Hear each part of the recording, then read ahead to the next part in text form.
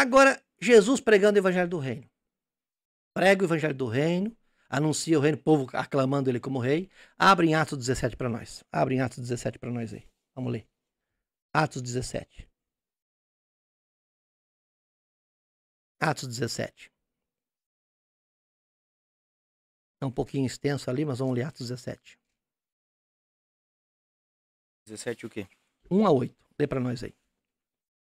Preste bem atenção na leitura, você que está em casa, você que está nos assistindo, querido irmão, irmã, amigo, presta atenção na leitura aí. 17, Atos 17, 1 a 8. E passando por Anfípolis e Apolônia, chegaram a Tessalônica, onde havia uma sinagoga de judeus. E Paulo, como tinha por costume, foi ter com eles, e por 3 sábados disputou com eles sobre as Escrituras, expondo e demonstrando que convinha que Cristo padecesse e ressuscitasse dos mortos. E este Jesus que vos anuncio, dizia ele, é o Cristo.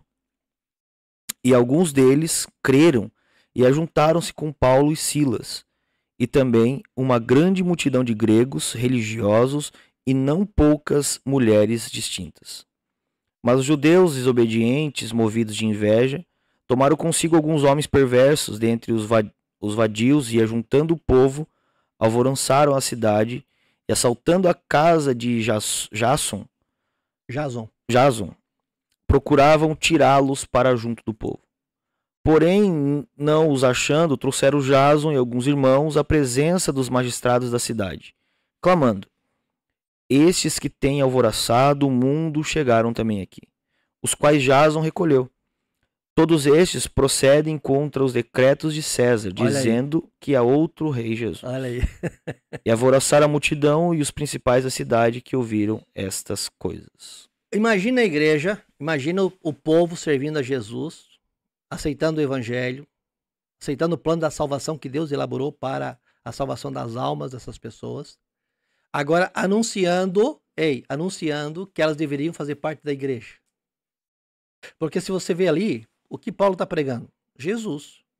Falando Jesus. Jesus ressuscitou, que ele é o Cristo. Que ele é o Cristo. Mas o que já aconteceu na mensagem ali? O que aconteceu no movimento ali? Alguns vadios, alguns malandros, né? Uhum. Tem uma versão que diz malandros. Alguns malandros ali desocupados, certo? Acabam que começam a incitar o povo, dizendo, certo? Que eles estavam pregando o quê? Um novo reino. Uhum. Contra César. Trazendo o pessoal para fora do sistema político de César, trazendo o pessoal para fora do sistema político e religioso judaísmo, certo? Para um novo partido político, cujo rei, ou seja, o candidato seria o próprio Cristo. Você entendeu? Entendi. Aí, lê o versículo 7, veja lá, abre lá. O versículo 7, veja bem o que aconteceu no versículo 7. Atos 1 e 7, lê lá, olha lá. Os quais Jason recolheu, todos estes procedem contra os decretos de César. Olha aí, o Jason recebeu na casa dele essa gente que está indo contra os decretos de César. Entendeu? Está se levantando contra o governo maior que nós temos aí. Porque Roma era império mundial. Dizendo que é outro rei, Jesus. Olha aí. Lê o 8. E alvoroçaram a multidão e os principais da cidade que ouviram essas coisas. Então, quer dizer, imagina a situação da igreja primitiva nos primeiros 100 anos ali, certo? O povo familiarizado com o termo eclesia, igreja, povo chamado para fora, certo? Ouvirem agora que eles deveriam fazer parte da igreja. Eles deveriam vir fazer parte da igreja. Certo? Aí o povo, usado pelo inimigo, com certeza pelo inferno, né? Levavam as pessoas até os magistrados, certo? Você está entendendo por que foi que a perseguição contra a igreja primitiva foi tão feroz nos primeiros 100 anos? Por quê? Porque os governantes de Roma não aceitavam que aparecesse um outro rei. Os governantes de Roma não aceitavam que aparecesse um outro sistema político. Eles eram o império. Entendeu como é que é? Eles eram os maiorais, certo? E outra coisa, é importante falar isso aqui, ó. Quando os discípulos foram levados para serem açoitados, Gamaliel, ele vai tomar a palavra. Gamaliel é um doutor da lei, certo? Paulo foi criado aos pés de Gamaliel, né? Então Gamaliel, ele vai dizer assim, pastor James, pare aí, vocês vão bater nesses homens aí?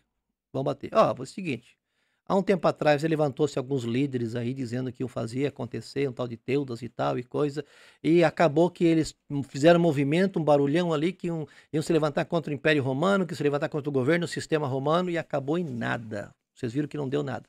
Agora Tá. esses homens estão da mesma forma aí, estão pregando um suposto rei, estão pregando um reino, né?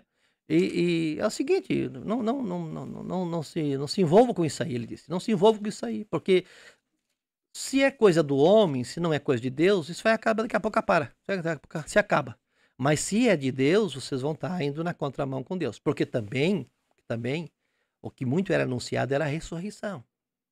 Que Jesus ressuscitou, que Jesus ressuscitou, que Jesus ressuscitou. Então, de certa forma, alguns da lei, eles tinham um certo temor, um certo receio.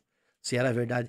Entendendo que Anás e Caifás, os líderes, né, religiosos, chegaram a dar dinheiro para os soldados mentirem dizendo que vieram e roubaram o corpo de Jesus. Para não assumir, não aceitarem a ressurreição. Exatamente. Está lá no Evangelho de João bem claro isso aqui, tá? Para não aceitarem a ressurreição. A perseguição, ao meu ponto de vista, então, ela se dá a palavra igreja, o ato de estarem reunidos, chamados para fora, para se reunir para suas assembleias particulares. Aí Jesus vem, o evangelho do reino é pregado, muitos não aceitam. Jesus vem e chama Pedro. Mateus 16, 18. Isso.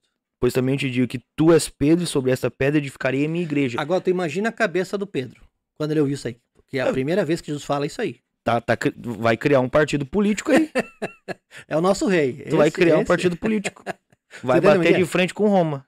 Tu és Pedro e sobre essa pedra edificarei a minha igreja. Edificarei a minha reunião. A minha reunião, as nossas discussões. Povo chamado para fora. A minha assembleia.